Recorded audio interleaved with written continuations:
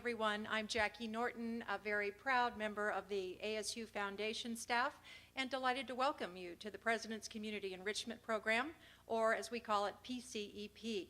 Now, for many of you, you're veterans of our PCE programs, and we thank you for your engagement with us. For some of you, this is a first time. So our goal is to make sure that this is not your last time. This program is indeed sort of a blockbuster because you are going to have the opportunity to hear from not one but two presidents. But all of our PCE programs are wonderful. And if you aren't familiar, please pick up a book when you leave and see all of the programming. Every single one is populated by some stellar faculty member who will amaze you with what he or she is inventing or teaching or researching or creating. So please join us again.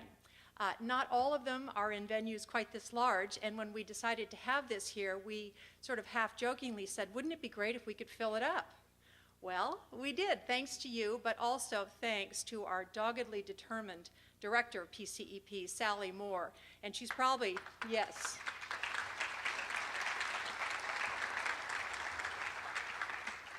Oh, there she is. So at least she got to hear the applause, which she so well deserves. This was quite a monumental undertaking. So just a few little housekeeping details. We want you to ask questions. President Crow is delighted to answer your questions, but because of the size and our time constraints, we probably won't get to all of them. So you all got cards when you came in. During the course of the presentation, if you have questions, just jot them down. Towards the end of the presentation, you'll see people in the aisle, and just pass your cards to the aisle.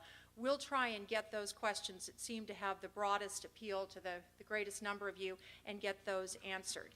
And if you don't get your questions answered, come to PCEP again, and we'll get them next time. So I think that's all the housekeeping. So now it is my great pleasure to introduce to you Johnny Ray, who is the president of the ASU Foundation.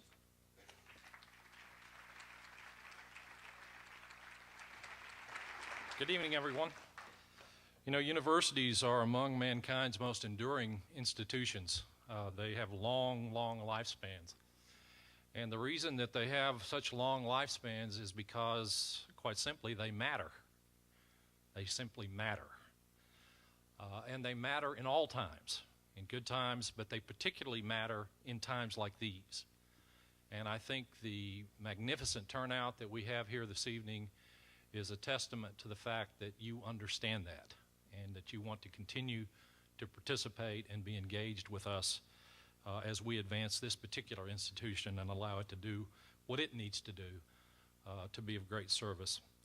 So good evening and welcome, and we are delighted that you're here, and we're really especially pleased with the size of the turnout. You know, after working now for 33 years at the interface between universities and their multiple constituencies, I've developed, as you can imagine, some strong opinions, and I'm about to share one with you. One of those opinions that I have developed is that for America's great research universities, which we are, one of America's great research universities, a commitment to serve the supporting society in a very direct and very publicly stated way is an imperative. It's not a choice. It's an imperative.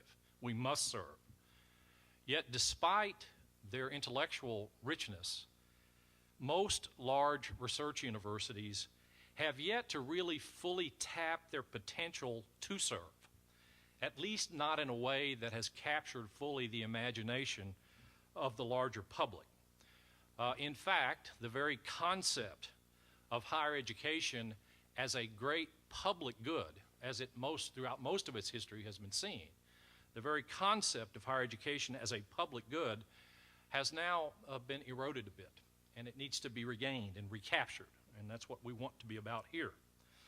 There is evidence that the citizenry are increasingly seeing universities as more of an individual benefit, of value only to that individual student who is directly partaking of the educational enterprise, instead of the magnificent agents for change economically, culturally, and socially that these institutions are, and the great public good that they are indeed. So it's my belief that the most direct way to regain, if you will, the level of public confidence and public support that can fully support these enterprises to the maximum amount of their value and sustain universities like ASU and others like us is for us as universities to add undeniable value to all of our citizens by turning our enormous intellectual muscle, our intellectual horsepower, outwardly into society through a much broadened, publicly stated social contract to serve. ASU and ASU's peers have to be, particularly in these times, they have to be central actors in society's efforts to address its most important challenges. And we want to make sure that the citizenry sees these institutions and ASU as a public resource of inestimable value. So through the vision of a new American university, ASU has committed itself to play just such a role, and thus has addressed certain critical questions. Among those questions being, what is the purpose of Arizona State University in today's world in which the rate of change has so dramatically increased? How does the university organize itself to help renew society's social, political, economic, and cultural life amid a growing accumulation of unsolved domestic and global problems? By answering these very questions, ASU has constructed a strategic overlay of societal engagement that has now become a fundamental and organic part of our nature. So tonight, President Crow will continue to demonstrate what we are, what we will be going forward, and why we matter.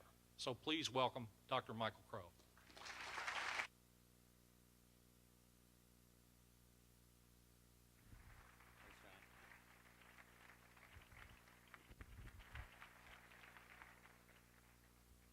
Can everybody hear me all right?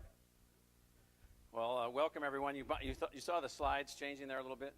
Now that actually was one of the most successful mental telepathy experiments. It was unbelievable. I was saying to Johnny, put your hand on the computer. There was a computer right here, and each time I'd say that, he would do it. And so thank you, Johnny. It really worked.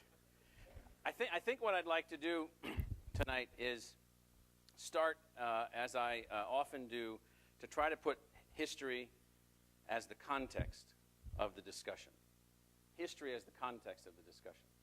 You know, we're living in a particular moment right now, and there's intense political discussions in Washington, and there's intense political discussions in Phoenix and every other state capital. There's CEOs of companies. Everybody's looking at all kinds of things, and that's all fantastic, and that's for today, and we will work our way through those things.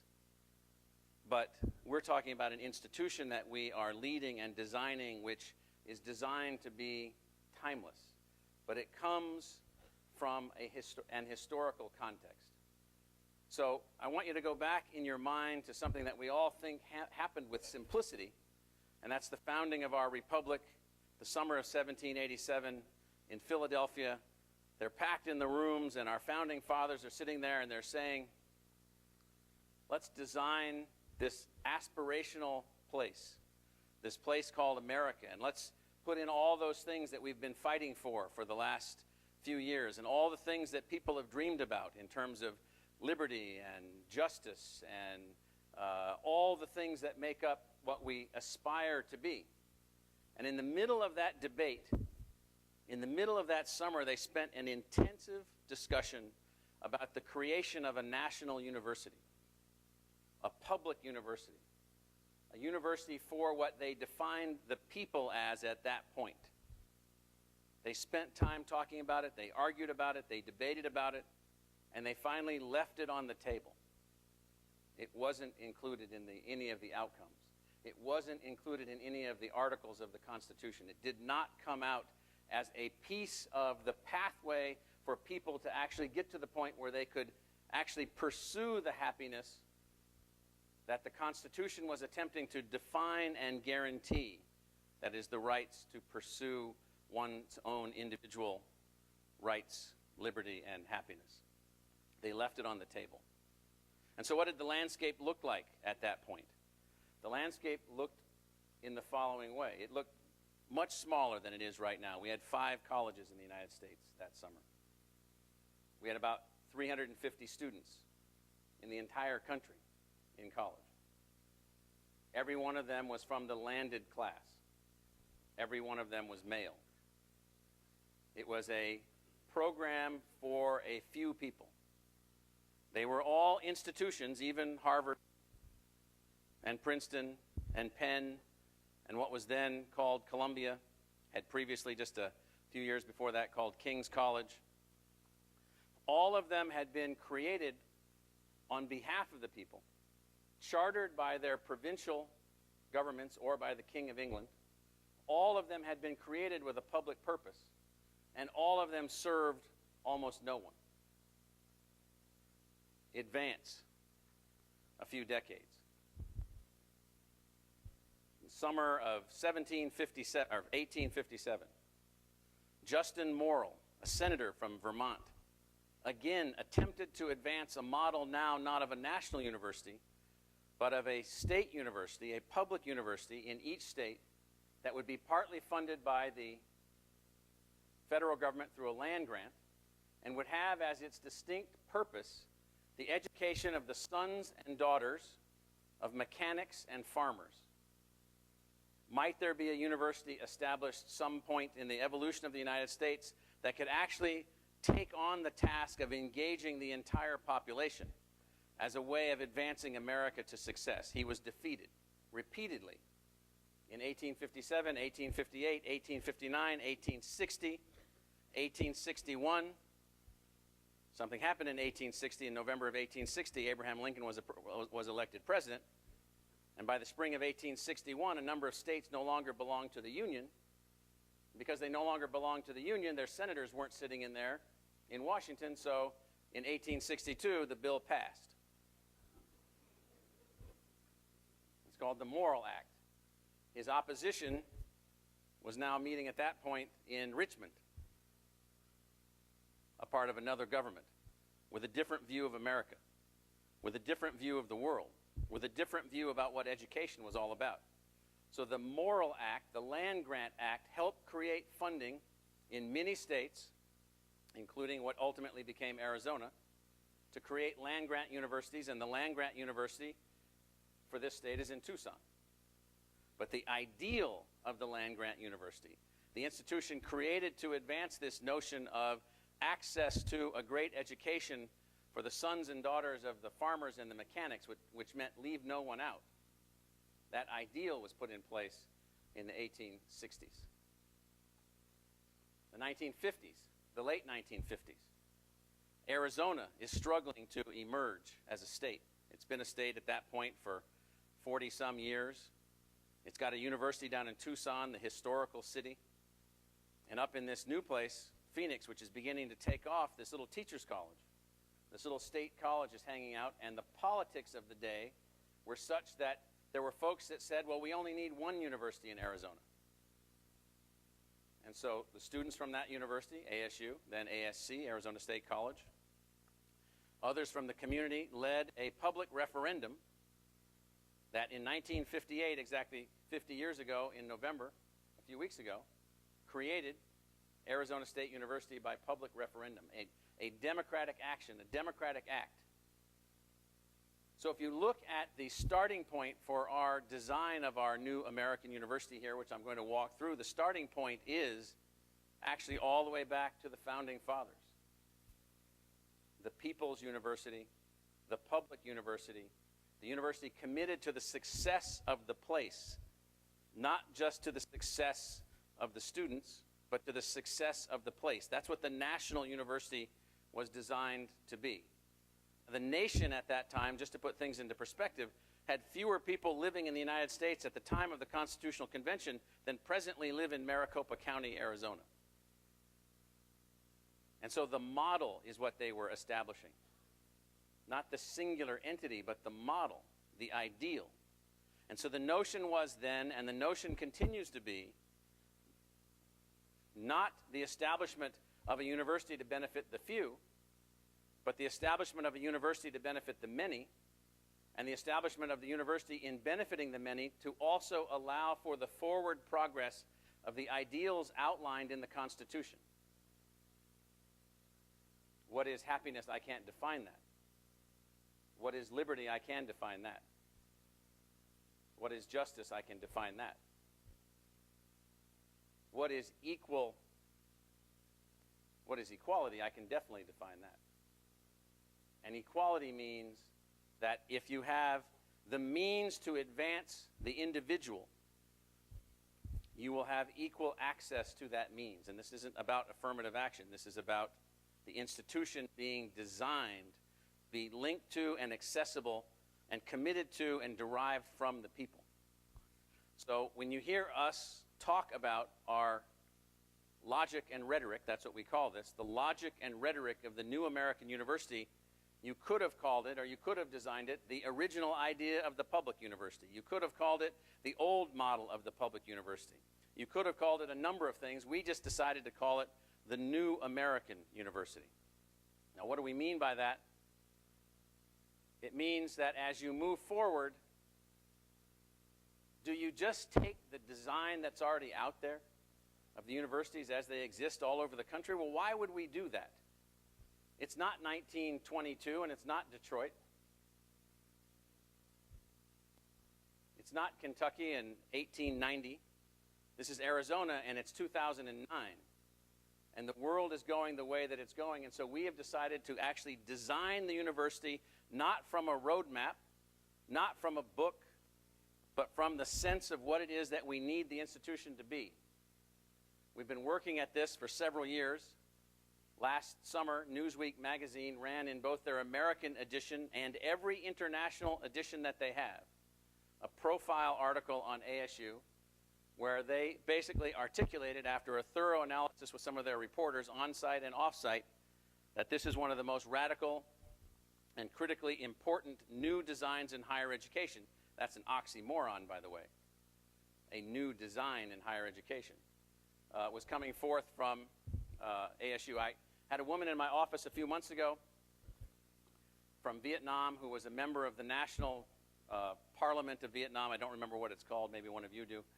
And so she was in my office because she had traveled from Vietnam to see what we were doing. And I said, well, how do you even know that we exist? And she pulled out in Vietnamese this article from Newsweek. And the only thing that I could recognize was ASU logos all over the ASU logos everywhere. So that's why she came to visit. So, you know, this is basically, and I know we get a lot of people worked up about this, internal to the university, external to the university. What are you doing? Just build what everybody else has already built and call it a day. I will guarantee you that if that's what we will build, it will not service our country in the future that we are facing. Look at our country today and ask me whether or not we should be fundamentally looking at every single institution. Do you wait until you get to where GM is today before you make this assessment? Or do you act before that by organizing and thinking and regrouping and actually attempting to be creative, because we've become somewhat slacker in our looking at what we're doing. We think that innovation is something that somebody does in a lab somewhere. Innovation is something that all of us have to do to advance the institutions that we're a part of or that we're responsible for. And so this notion of ASU as this new American university, this is, I believe, it has been since the outset the destiny of this institution. In this part of the country, the last state in the continental United States, this place that's been filled with pioneers of many different types, people that have this rugged spirit and have had this rugged spirit and who live in this desert and who do not take things the same way as other people take things. Why would we not be the genesis for, the location for, the place that incubated the kind of public university that the country actually needs? So, what's the case for change? Organized learning. Believe me, and we're very far behind at certain levels. people are learning in many different ways now, many different forces. The standard sage on the stage, the lecturer talking from the chalkboard, the students engaged in a passive taking of information and reading, and then articulation of the reading and so forth. That works in some things. It doesn't work in many things. We don't know what the models are. We don't know how fast people can learn, how many things they can learn at one time. What we do know is that what they do learn, and as they do move forward, will determine their outcome. And their outcome will determine our national outcome. And our national outcome will determine, in many ways, our fate. This identity of the university. You know, I don't know how to say this other than to suggest that universities actually have some responsibility for the outcome of their communities. They actually have some responsibility for the way things move forward. At some point, someone's going to say to us, well, what did you guys do?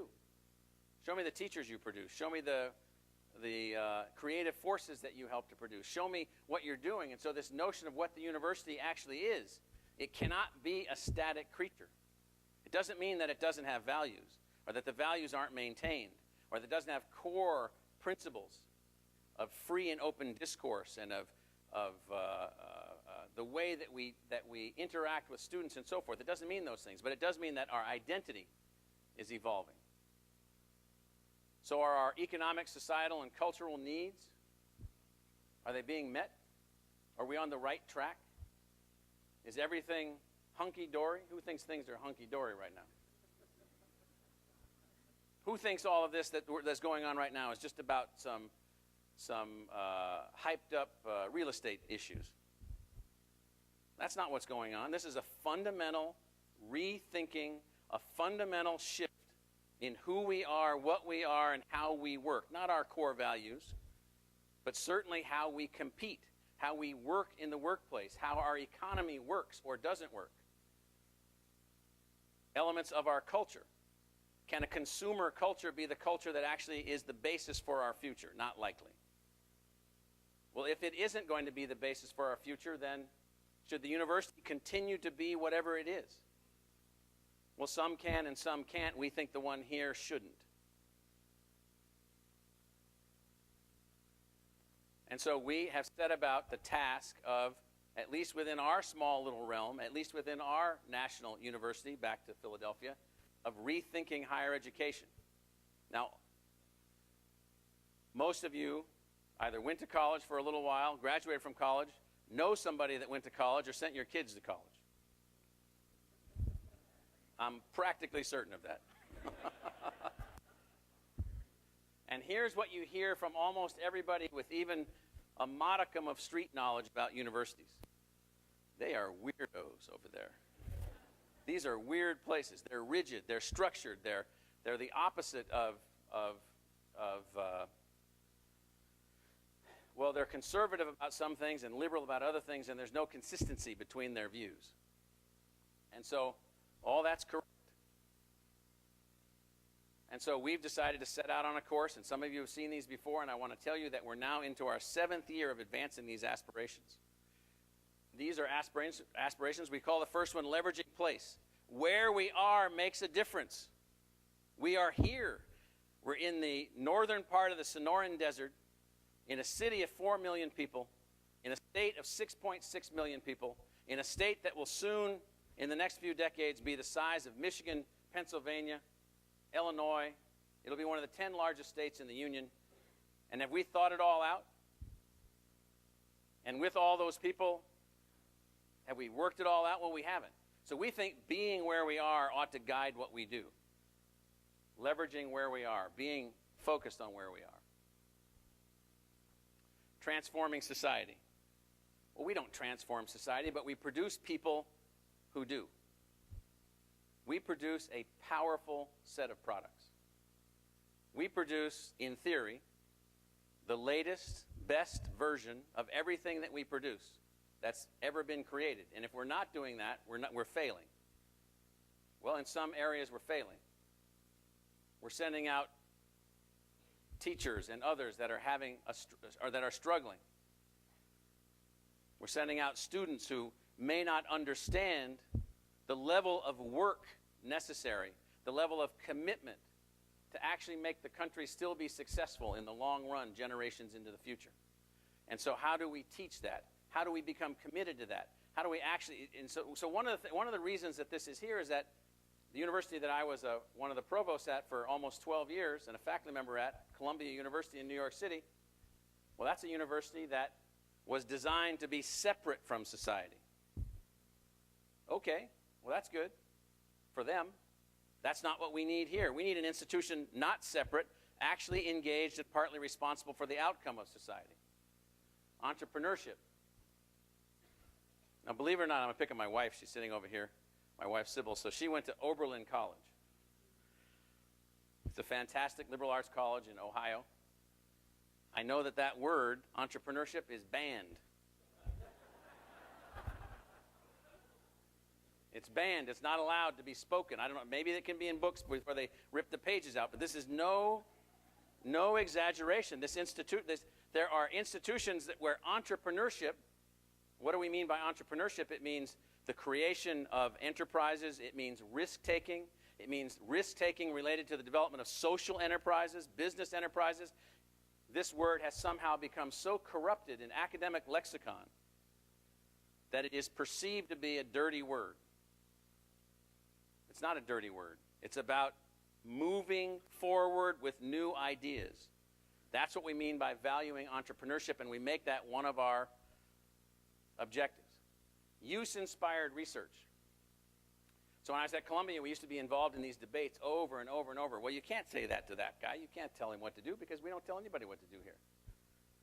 This is the ultimate world of free agency. I said, yeah, I got that. I understand that. But, you know, there's these issues just down the street in Harlem we ought to get some people to work on. Well, only if they want to.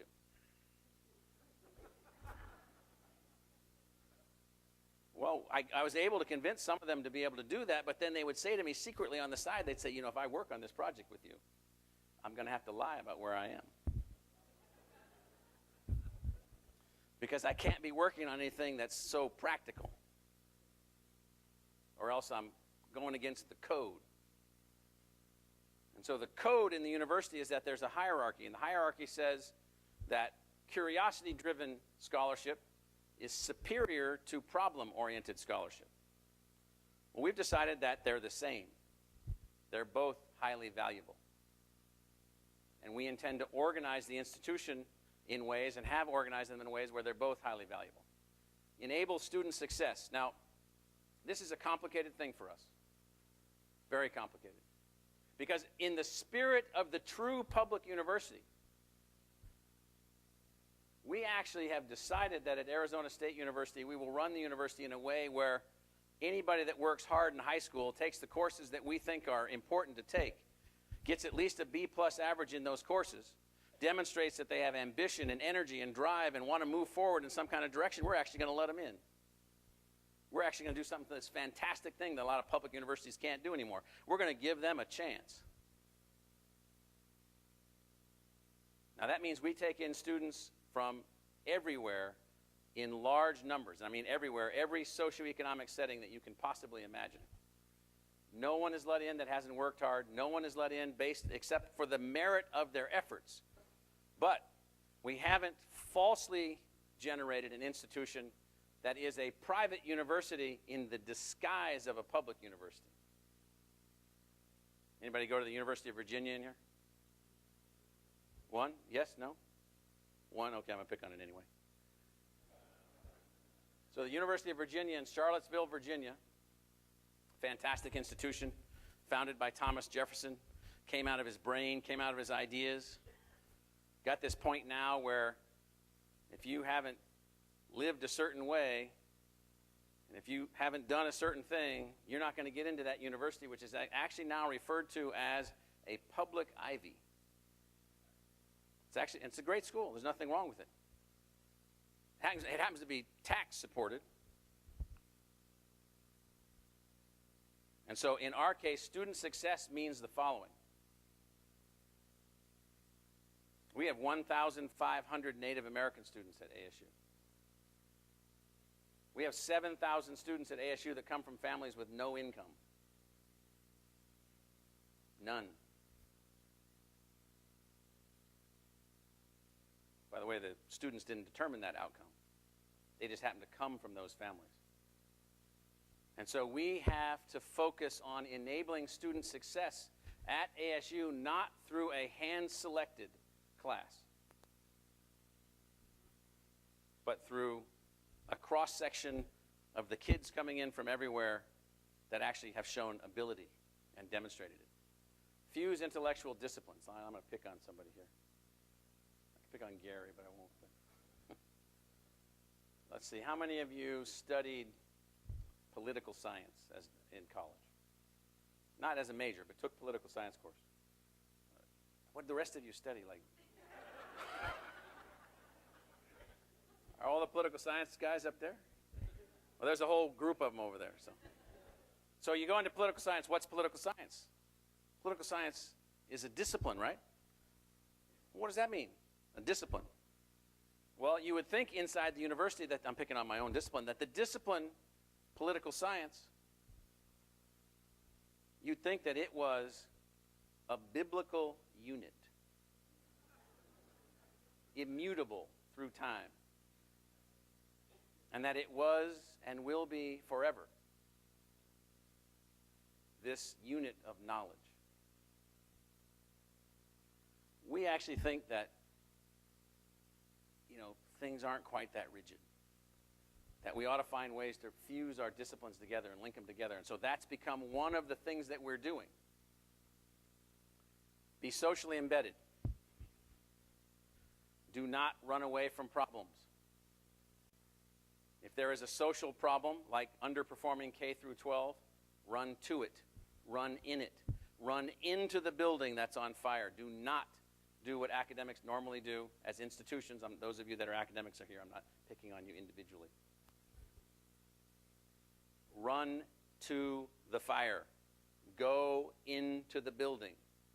Begin exercising whatever tools, whatever energy, whatever ideas we have to put the fire out and get things back onto the right track. That's what socially embedded means. It's a different way of thinking. It's a different logic. Now, I'm going to go back to this thing about our present financial crisis. If you read some newspapers, you think it all started somewhere between Buckeye and Avondale.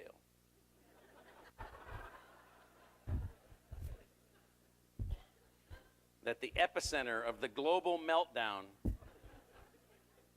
was Litchfield Road and the I-10. Not likely. It is a global economy that we presently operate in, global markets, global forces. Anybody that's involved in an institution that's not engaged on a global basis is involved in an institution that's going to fall down. And so we have that as a design aspiration of the institution. So we put these design aspirations together. Here they are. They drive us. They don't overly drive us. They're aspirations. They're not more than that. They're not less than that.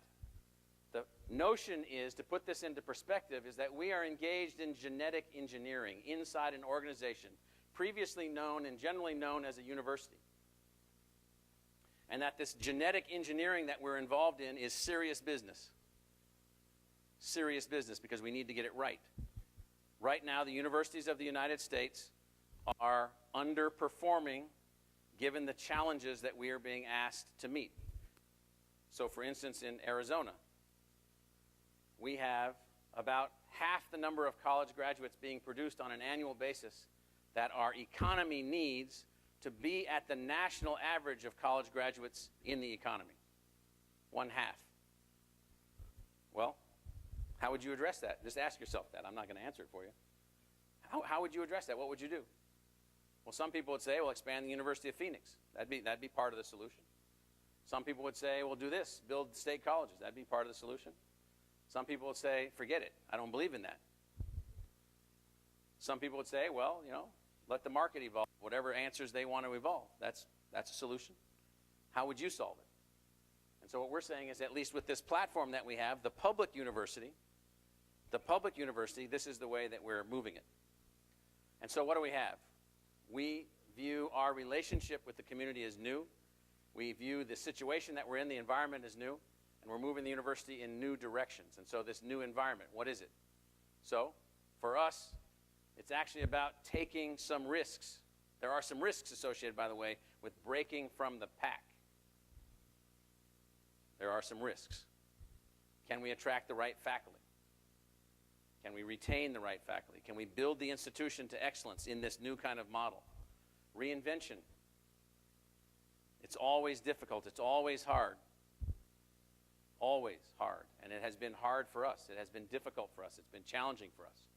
But we have to move forward. So here's some facts. We've been moving the institution forward. Let's take a look at that. So how many of you already knew that fact? So what this says is that ASU's research expenditures are in the top 20 among universities in the United States without a medical school. Here's the other schools on the list. In fact, this year we passed Caltech in our research activity.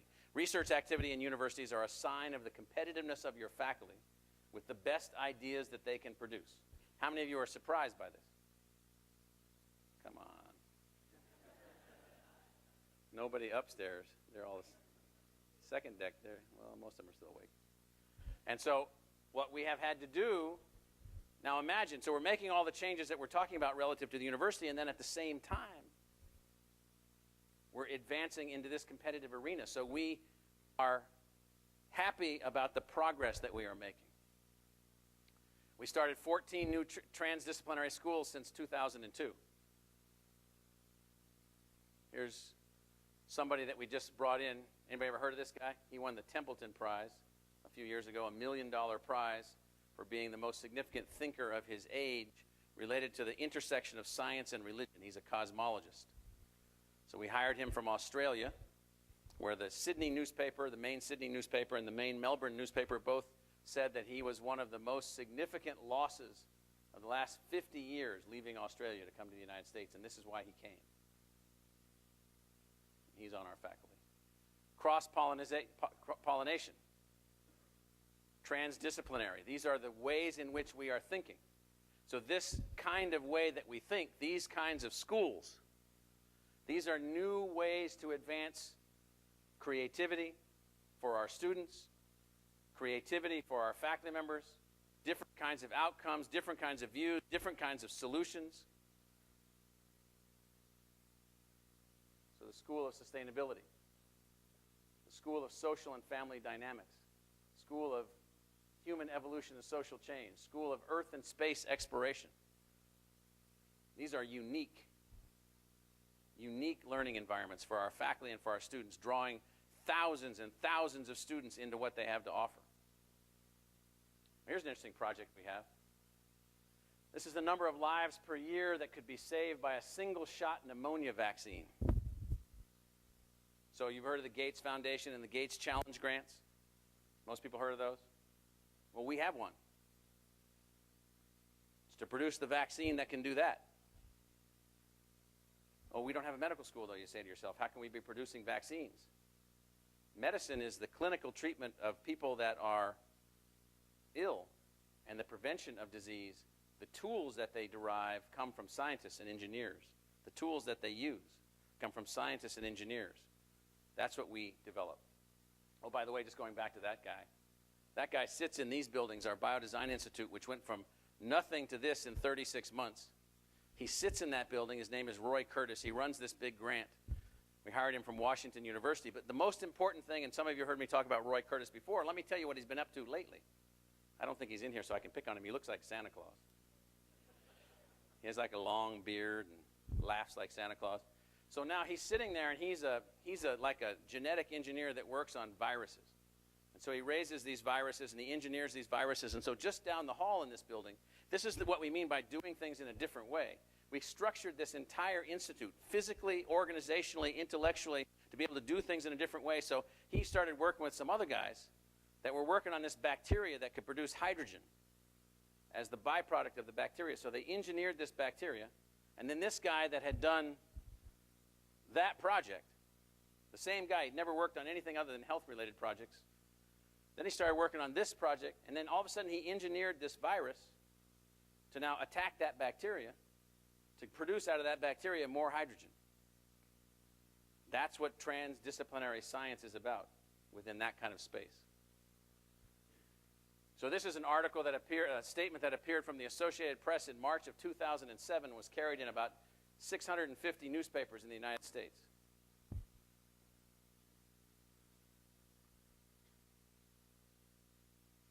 You can't just sit around and twiddle your thumbs. Look at the speed of changes that we are presently in. They are almost beyond belief. Who would have thought, I was thinking about this the other day, that 1 year ago, I just came from a meeting at the university making some very dramatic budget decisions that will be announced tomorrow. And I can tell you that a year ago, I couldn't have predicted that we'd be making decisions like the decisions that we're making. How many of you feel that? Who can imagine? And so this notion of just sort of sitting around and saying, you know, let's just batten down the hatches at the university and let's just weather the storm, and 10 or 15 years from now, maybe it'll all clear and we'll be okay. Forget it. We have to learn how to move quickly also. Knowledge. What is knowledge? Well, we're in the knowledge business. When people ask me what I do, I almost always give the answer that I'm a teacher, because that's what I am. First and foremost, I'm a teacher. I happen to have another job as a college president, and what do I do in that job? I'm a knowledge architect. What do I do in that job? I design institutions, organizations, and mechanisms that produce knowledge, store knowledge, synthesize knowledge, and transfer knowledge. That's what we do. Now, who among you think that knowledge is going to be less important in the future? Some hands are just going like this. But I didn't see too many. It's going to be more important than ever. It is the tool by which we devise our outcomes. Somebody said the other day, I don't remember the exact quote, but it was relative to Arizona. They said something to the effect, we will gain more from the minds that we produce at the public universities in Arizona and what they've directly added to the future of Arizona than all of the mineral wealth ever extracted from Arizona here and going into the future, no matter what the amount of mineral wealth is. It absolutely has to be the case. It is a renewable thing. It is a forever moving forward thing. So here's something that we've done. We've helped to create 91 new business ventures between 2005 and 2008 from students and their ideas that were incubated in the institution, from faculty members and their ideas that were incubated in the institution, not just businesses, but social enterprises that look like businesses also, on different types of problems and different types of things. Here's another fact. This group called ASU Technopolis that we founded in 2003 brings together venture capitalists and bankers and inventors and lawyers and everybody else and says, let's get together, let's talk about things, let's find ways to bring the money together, let's get some things going. How many of you think this is important to Arizona to do these kinds of things? We're starting from a small base, trying to move forward, but these are the kinds of things that we've been doing. And I'm still not sure what she's doing there. And so, this is the way that we view the world. We don't view the world in the following. Listen, you've got a 1500 on your SAT. You are set. You are set for life. That 1500 on that SAT predicts a few things. It predicts to some extent how you might do in some classes. That's it. That's all it predicts. That's all it predicts. So it's useful for that. Every student has the capacity to succeed. We're trying to build the institution. This is this thing that we have. You'll hear us say it sometime. This notion of matching excellence, that's our faculty, our library, our tools, our laboratories, our art studios, all the things that we do, all of the areas that we have, matching that with kids that are coming in from everywhere. We give the tools, we create the environment, we bring in the hungry minds, and the right kind of things will happen. And how many of you think, I assume most, that that's what a public university should be doing? Private university, do whatever you want. Do whatever you want. Let us know, by the way, the tax benefits that you benefit from. You know, that you've got some public duty associated with that, but let's let the public university do this. New communities. How do we get people to work together? How do we get the people at the university to work outside the university and inside the university? How do we link? Here's something that we've done. 601 new tenured and tenured-track faculty have joined since 2002. Is that a lot? That's huge. I don't think any other university in the country has hired that many faculty members in this time frame, because most of them are mature and stable. That, by the way, is not how many we needed. That was less than how many we needed. We've got programs in 534 locations that have partnerships with ASU on many, many fronts. We've added this many students to the base of the institution. That, by the way, is the same as that. We did that, by the way, with a modest increase in state investment. A modest increase in state investment. We are extremely efficient. For every dollar of public resources invested in a public university in Arizona, we rank third among all the 50 states in the number of bachelor's degrees that we can produce for the money invested. These are extremely efficient institutions. Community. It means working together. How many of you think that's easy at a university? It's not easy. 30,000 students are impacted by 300 Teach for America students. How many of you have heard of Teach for America? Well, Teach for America students get their undergraduate degrees at elite colleges and public universities like ASU around the country. They then sign up for national service through Teach for America. They go into the poorest school districts, and it's like a 2 or 3 year focused program. And so, how many of you know that all those students that are here in Phoenix from Teach for America are now ASU graduate students? All of them. And that next summer, we will be training all of the Teach for America students in the entire country here at ASU. And so we look at public service and community engagement as a part of what we're doing in everything that we're doing. Arizona is a maturing state. Most people would be shocked by this. Most people would be shocked by this.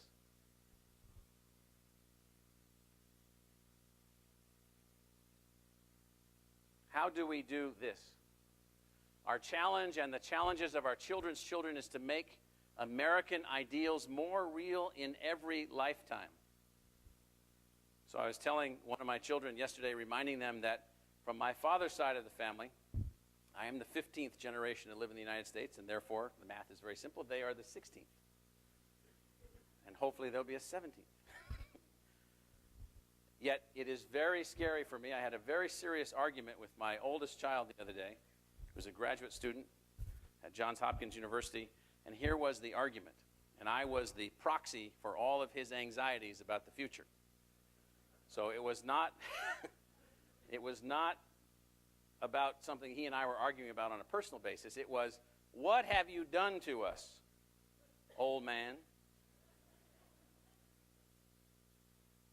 Our national prestige, our national wealth, our national positioning, our national innovation. He just went down the list, and he was very unhappy with where we were, the stresses and the strains. And he was looking for guidance, and he was throwing at me statistics like, well, did you know that personal per capita income in the United States, and in particular in places like Arizona, but in the United States in general, isn't increasing except for some small segment of the population. It's relatively steady. It's actually begun to decline. And the thing that we talked about, that he and I have talked about before, that also came up in this discussion, is that it looks as if this is going to be the first generation,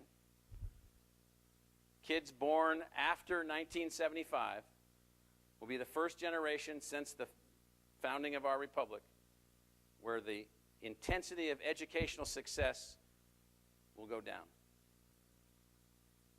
That this generation and their children, in all likelihood, will be less educated than most of you in this room, and certainly than the broader percentages. And so, what does that mean? How do we do this? Well, it comes back to access. Right now, the great universities of the United States, I could rattle them off for you. You know what they are: Berkeley, Michigan, Harvard, Princeton, MIT, Wisconsin, Michigan, Yale, Columbia. What makes them great? Why are they great? Well, they've done great things. They've been fantastic institutions. Will the country be saved because of them alone? The answer is sadly no. It turns out, by the way, that 94% of the college graduates in the United States come from public universities.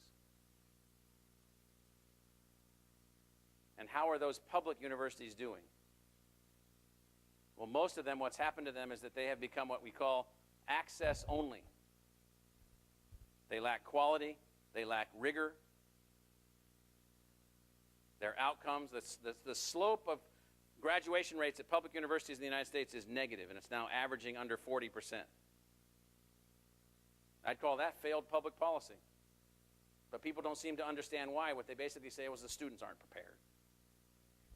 If only that would be something you could actually address. You could actually get them prepared. But that isn't the problem. The problem is that we have set up this notion that if you're not going to one of these fantastic schools, you already, by definition, feel lesser. You're a lesser person. Because we have structured a hierarchy, a social hierarchy in education that we feed and fuel all the time. And so we have to think about how can the great universities actually emerge and what should they be.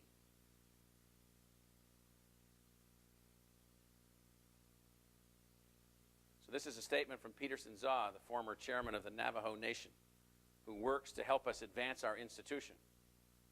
So how will those communities, those Native American communities, actually be improved? Rather than continue to be generation after generation after generation problematic. Well, there's only one way. Knowledge. There's only one way.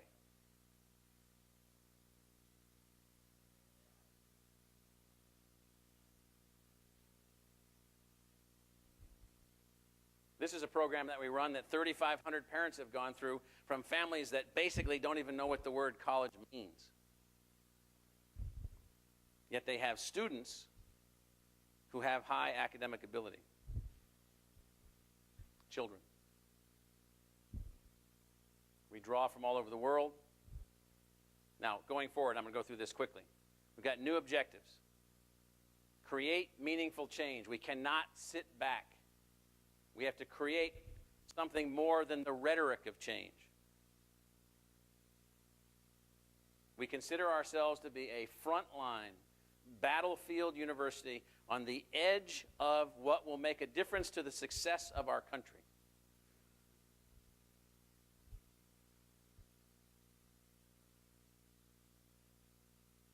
This is interesting. How are we going to fix that? Anybody got any answers? This number here, this is big.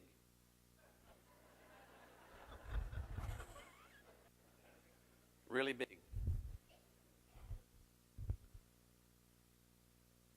So one of the things that we're working on is how do you find an institution which organizes itself to face those kinds of challenges, local challenges, state challenges, national challenges, global challenges, and organizes its teaching and its curriculum and its environment and its structure to embrace the world as it is, as opposed to the way the world we wish it might be, or as opposed to the way that it once was, which means embracing complexity, moving with speed. So we built one of these, an Institute of Sustainability with a School of Sustainability in it, the first in the world. We have students from all over the world knocking our door down to be a part of this. That kid there this is Carter Roberts, the president of the World Wildlife Fund, but the picture of the student there with that green stuff, you want to know what that green stuff is? That's a genetically engineered algae that produces a jet fuel as the byproduct without cracking. Oh, they're saying, I don't know what he's talking about. So they genetically engineered that algae so it grows, it's kind of like me, it's got extra fat cells. And so it takes the extra fat cells that it produces, and it has a particular chemistry from genetically engineering that. So we've got a way to produce kerosene, jet fuel type A, as a product of that process. Now, out of Washington, you hear a lot of this stuff right now. The new president, others, about renewable energy and so forth. Well, here's what we did. We weren't like going to wait for people. We already did this. By the year, we'll have 10 megawatts of solar at ASU, providing our electrical needs. You can see it on some of our parking structures already, about 2 or 3 megawatts already installed. Here's one of our kids. This was a senior, this Chris Samela kid. 5,000 people attended a conference called a Green Summit. This goes to the thing that people don't understand, that he designed, he initiated, he raised the funding for. He did it himself. It's unbelievable, the students that we have, the energy that they have, the mechanisms that they have, the talent that they have, the drive that they have. They can do literally anything. And we just sort of help nurture them along by creating a different kind of environment. Now, at a lot of campuses, they would have said, no, Chris, no, listen, you really need to spend a little bit more time, not working on this silly project. Well, we encouraged him. New objectives. Well, we're trying to move this institution forward. We believe that this institution is something very important to the future of Arizona. Not everybody in Arizona agrees with that, by the way, but most people do. Most people do, and I'll take most. Sort of works out that way in a democracy, most. And so, here's an interesting thing. This many people survive strokes in the U.S. every year. Well, what do you do with them? Well, I think I saw Kwang Woo Kim, our dean here. So our dean of the Herberger College of the Arts is here, and he's got folks in his college in music, working with other folks from engineering and computer science, helping stroke victims. So it's not all about science labs and genetic engineering. It's about talented people taking on issues, taking on problems, advancing in lots of different ways. Here's one of our students from the Barrett Honors College. The notion is, what is the classroom? What is education?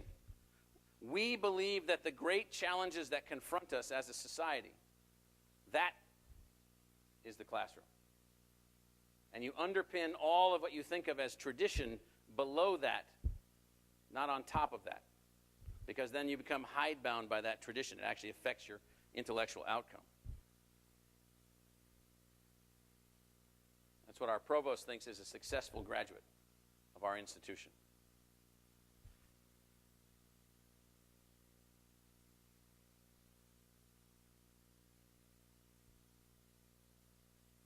There's our agents of change. Those are our students. And so we try to work on different levels. We don't think there's any difference between local problems and some of the things that they have. Working at a county level, working at a state level or a national level. This is who we work with on the county level. Let's just take the Mayo Clinic. Anybody here ever been to the Mayo Clinic? I was over there the other day, and he was telling me, you must take that pill. So for 2 years, he's been trying to convince me to take that pill. Okay. Anyway. Here's who we work with on a state basis. Let's go back to Mayo Clinic. So who would have imagined that at the Mayo Clinic, if I can get it to work here. Is it dead now? Am I going too fast? Anyway, Mayo Clinic. 4 joint degree programs we have with them. We have a $10 million project on how to come up with a vaccine to prevent cancer. We just won a major center with them. We have we operate their nursing program for them in their hospital in North Phoenix. I won't go through the whole list. We have a comprehensive relationship with them. The Barrow Neurological Institute. They just made room for a multi-million-dollar instrument, a nuclear magnetic resonance imaging device, that one of our faculty members won in a grant that benefit them, that benefit us, and so we're not going to keep that stuff to ourselves. We're going to work with them. We're going to make ourselves better scientists and engineers, and those folks better clinicians and doctors working together. So these are the kinds of people that we work with. That little program right there, University Public Schools, Inc. Anybody heard of that? A couple people. That's a charter that ASU has through a third-party agent. And we've opened a small charter school. We'll be working with other schools as we move forward. Why would we do that? Well, we actually want to demonstrate something. Give me the amount of money that the state provides, whatever it is. Give it to me. And we will demonstrate that every student, no matter what family they come from, can get a level of education through the 12th grade where they can do anything. They can go to college, they can go to vocational school, they can go right into chef school, whatever it is. They'll have no boundary conditions, no limits. How do you do that? Well, that means you have to innovate. You have to work in new ways. So those are the kinds of things that we do. Nationally, we work with all of these groups funded by, you won't even believe it, People's Republic of China. By the way, they have some issues. They got one or two environmental issues over there. And so the notion is, how do we advance the university to be of maximum service? How do we work together? How do we restructure? How do we advance? How do we make this institution more than just the place where your kid goes to school, but when your kid does go to school there, it is a fantastic institution. Not by only the traditional measures, but by those measures and all the other things that I've been talking about. So, there are challenges before our country. Unbelievable challenges. We are building for you, as your agents, a university which has the capacity to work on these challenges. And so that's what we're focused on. It's not, change can't be about rhetoric. Change is not a phrase. It is action. It is implementation. It is design. It is reorientation. It's doing things in new ways. And so that's where we're headed. That's the kinds of things that we're doing, and we're always hopeful that we got part of it right, because there's a lot at stake. You want us to get this right. We don't believe that staying static and just replicating what everybody else already did is what is needed for Arizona or for America. We believe we need to go on a new path. This is the new path. So, thank you.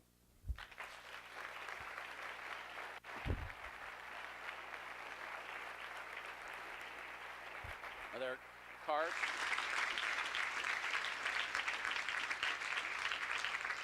All right, President Crow, it's time for questions. They're wonderful questions. So we have about 20 minutes. We'll see how many we can get through. But here's the first. Have you had any experiences in your career up to this point that equate to the current budgetary challenges in Arizona?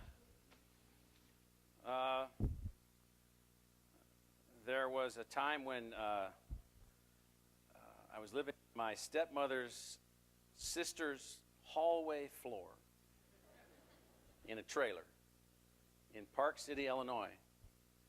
No. That's all true, but, well, you know, the interesting thing about the present circumstances with the state is that, you know, first, for those of you in this room, make no mistake about it, we understand the fiscal stresses. We understand that we have to adjust to the realities of those fiscal stresses, and we are and we will, and then some. But it's not just about that. If one advances into moments of stress and strain, if one advances into the kinds of uncertainty that we're presently advancing, only with one's eyes on the snowflake in the headlights ahead of you, and you try to reduce your speed and so forth, and you're only focused on that immediate thing in front of you, I guarantee you will fail. And so what we are pushing for and what we are asking for is two things when we make our case. One, we believe that we are on the right track with the design of the kind of public university that Arizona needs, number one. And number two, as we make adjustments in the state's investment in education, consider the short term and the long term at the same time, and have a short-term and long-term strategy at the same time. For a short duration, we could weather almost anything. For a longer duration, it would be very difficult.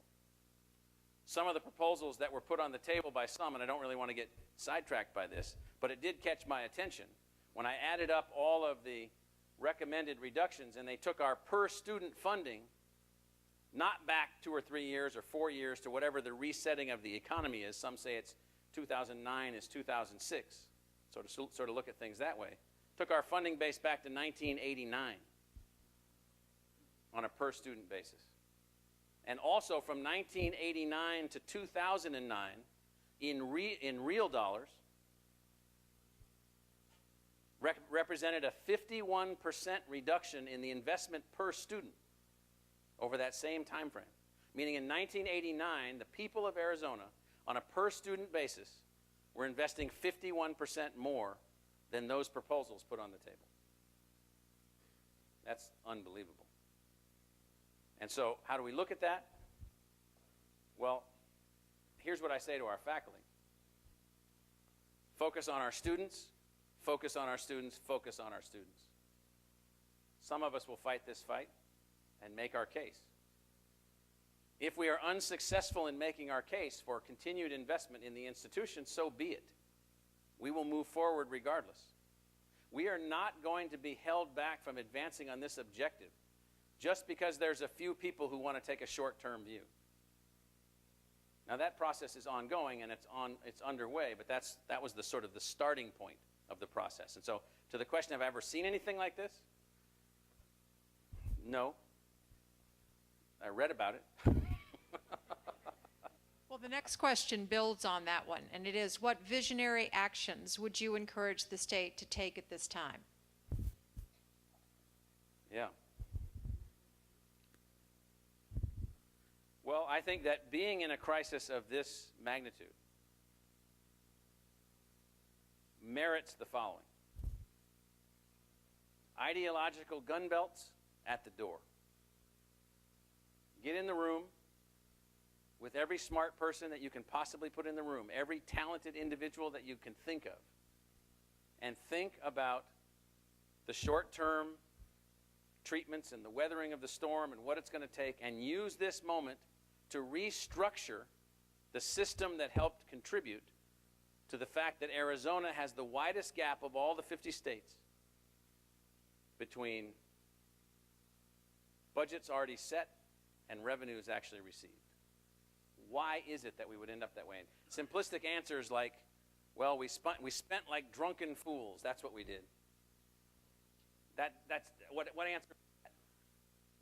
That's no answer. So you actually have to get together, get in the room, hammer it out, and decide, okay, we want small investments, fine. We want low taxes, fine, whatever it is, okay. Now what else do you want to achieve? And then sit in the room and figure out how you're going to achieve that. You can't have it every way. And we haven't gone through that exercise yet. We haven't gone through that exercise yet. What needs to be done with K-12 education in Arizona to better prepare students for ASU? Well, one thing that needs to be done, and this is the most important thing, so it's kind of funny, people will say, well, yeah, everybody gets into ASU. How many of you think that? Come on. Yeah. One person. Well, it's not true, because 68% of the kids that graduate from high school in Arizona can't even apply. Of the others that apply, a lot of them get in, most. Guess what? They read the rules, they know who's qualified, they apply, and they're admitted. 68% of the others don't even apply because, guess what? They didn't take the right courses. Or, horrible of horribles, the right courses weren't even offered at their high school. There are high schools in Arizona that do not offer the courses necessary for admission to the university. And so there's this thing that we call alignment. We believe that the high school, I graduated from high school in 1973. And that was like the dark ages to my children. And some of you, I can tell, graduated 1 or 2 years before that. Now, yes. The world, I can tell you definitively, the world 1973 and the high school graduating class of 2010 It's different than the changes in the world between 43 and 73. What it takes to succeed in the world is different. The high school curriculum isn't that much different. It's a huge, huge mistake. And so what you see, for instance, is we're now somewhere around 25th in math and among countries in the world. And by the way, we sometimes run these numbers of Arizona as a country. How would we do against all the other countries? You don't want to know the answer. We're somewhere around 50th. That means there's 49 countries outperforming Arizona as a place in education. Well, we got it all wrong. Even when we advance this notion of alignment, people will say, well, that's going to be too hard for the kids. There's even people that say, I won't tell you who it is, the people that say, listen, you know, these kids don't need much education. There aren't very many good jobs here for them anyway. I swear, you would be. I'm going to write this up someday. There aren't very many good jobs here anyway, and so we just need to keep this simple, get them through, run the factory as cleanly and smoothly and as cheaply as we possibly can. Well, I'm going to tell you, if your family's growing up in Arizona and this is the way that we're headed, that's not a good outcome. And so what we need is alignment. We need the notion that everybody, it used to be that people only went to the 8th grade. Everybody was happy with that. And believe it or not, there were debates about it when they said everybody needs to go to high school. Believe it or not, there were people that said no. Well, now it needs to be everybody finishes high school, not some people. Everybody finishes high school. Even that's controversial. Well, we can't make them do it. They talk back.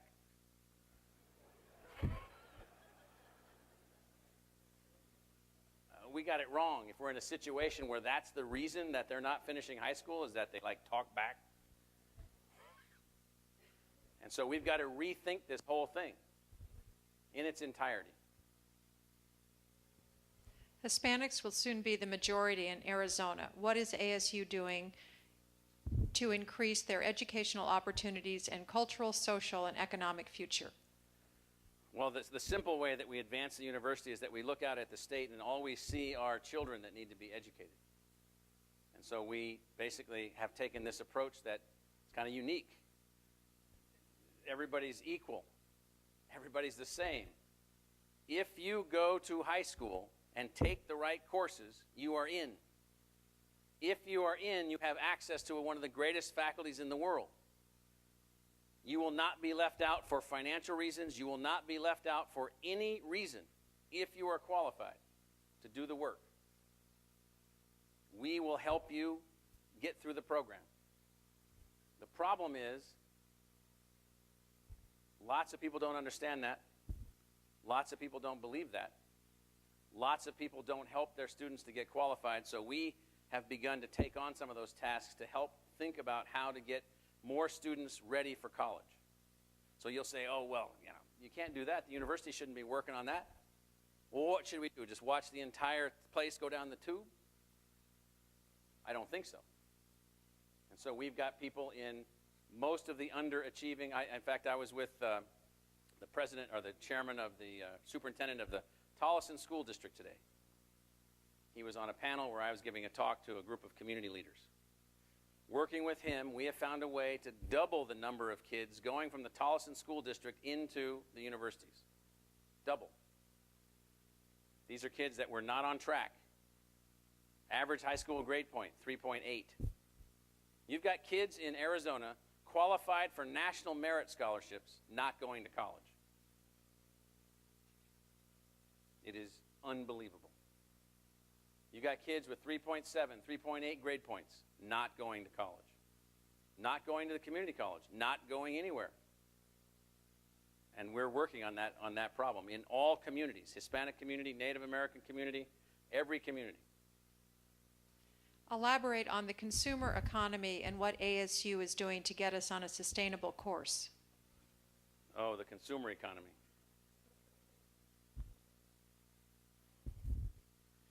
I bought these shoes 17 years ago. And I bought them from this company that I can send them back to every time they look bad, and they make them look new. They put on a whole new thing. And so it's really fantastic. When I walk into the store, if these shoes ever wear out, I want the exact same pair. That's not the consumer economy. So the consumer economy, the way to look at that is we have to make more, not money. We have to make more things than we consume. We have to generate more ideas than the ideas of others that we buy. We have to be involved in driving forward new things. If we spend most of our time on that, we've got less time to just buy things. I swear, it's as simple as that. And so it doesn't mean that we can't have, fantastic whatever to make our lives more enjoyable and more fun and so forth. I'm not talking about that. But we've gotten lost. What can ASU do? Well, we now are working to try to come up with an entrepreneurism element to our curriculum for every student. We're working for every student to focus on issues of sustainability, at least in some way in their curriculum. We've got 300 students at the Carey School that are in sustainability for business. That means how do you advance economically? How do you generate wealth and not wreck the nest beyond belief with every step that we take? And so we're working on all of those things. They're very important to our intellectual shaping of the institute. If the Polytechnic and West campuses are closed, will the programs on those campuses be kept or abolished? So that's a very technical question. The issue that we have in one of the complicated things in life, as I'm sure those of you know that have dealt with the press, is that you have the answers and then they ask you a question. And so the question may not actually have anything to do with whatever it is you got all lined up as the answers. And so the issue is somebody says, well, what if you get these budget reductions in their entirety that some legislative leaders have proposed? So we're sitting there and we're saying, okay. And so some people have been saying, by the way, that's just a couple % of your budget. Well, that's not the way to look at the university's budget. You have to look at our instructional budget. So our instructional budget is made up of our revenue from tuition and our revenue from the state. The leaders of the legislature, some of them, are proposing to reduce our revenue from the state by 55% in the next 5 months. You're like, oh. For us, that's $250 million. So $250 million is the full level of support for 35,000 students from the state. So when you say, well, what would you do? Well, we say, okay, circle the wagons. And so in circling the wagons, it means doing whatever we can to do the following: not reducing our faculty, protecting the core of our faculty, focusing on the students, our core faculty, our tenure and tenure track faculty, actually continuing to maybe grow them just a little bit to deal with our demand for their services, focus on our student services, and then at some point you say, well, we can't afford those buildings, and we can't afford that, and we can't afford that, and we can't afford that. So the list is very long. And so if we found ourselves in a position forced to take a budget cut at that level, that rate, that speed, over that time frame, we would circle the wagons with whatever assets we have to keep focused on our students. We don't want to have to do that. That's not what we're about. But we also have to plan for the people's decision. So the people will decide through the legislature how they want to manage this fiscal crisis. And if they decide in the best of their wisdom, listen, you guys are on your own, good luck. Okay, fine. Then we'll move forward and we'll make adjustments. And so I would argue that's a bad decision. That's a bad long-term decision for the state. But I would say that the institution will regroup and move forward, and we have to make dramatic decisions to be able to get there. We've already made dramatic decisions today that will be decided to be announced tomorrow about things that we have to do for the moment. Because the legislative leadership is about to say we need this amount of that money next week. that we already gave you, and we're really sorry, and we understand this, by the way. I'm not being facetious. It's unfortunate you already opened the semester. You have the largest spring semester in the history of the university, and we need back that $50 million this semester. Even though classes are already deployed, students are already here, workers are already in place. And so we've got some smart people helping to run the institution. We have a fantastic team. We're doing everything we possibly can to be of service to our students, no matter what. This will need to be the last question, and it reads, Mr. President, as the newest resident, 60 days, of Arizona, what can we do to assist you? Where's that person? Ah. The newest resident. So what state did you come from? Nevada. Things are fantastic there.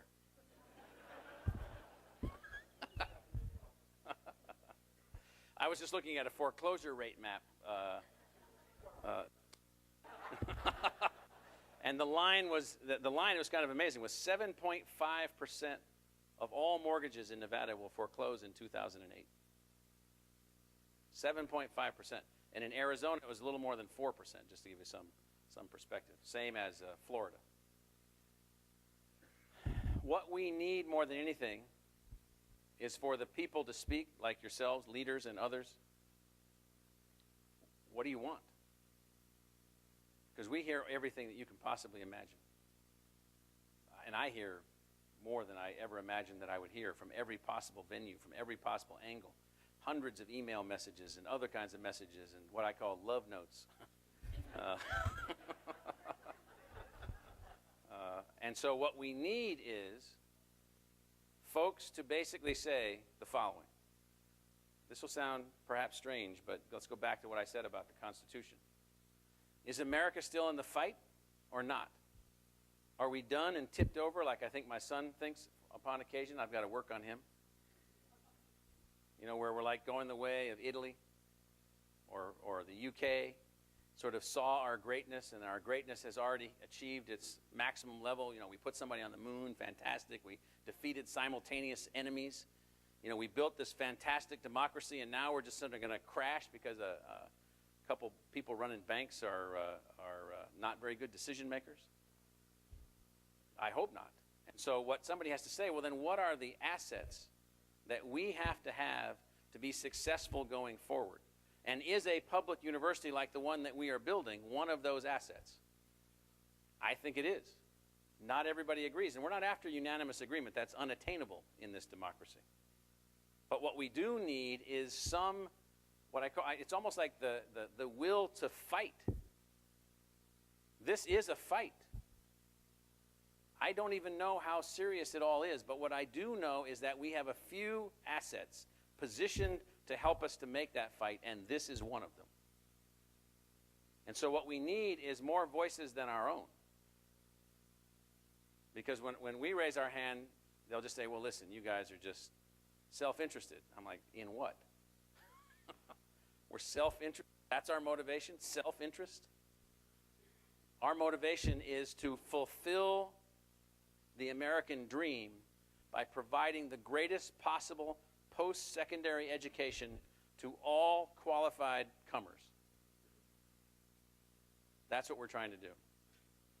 And so, you know, who would have imagined, who could even possibly imagine that somebody would say, you know, we don't really need high school anymore. We can get by with the 8th grade. I'm not suggesting somebody said that, or at least not too many people.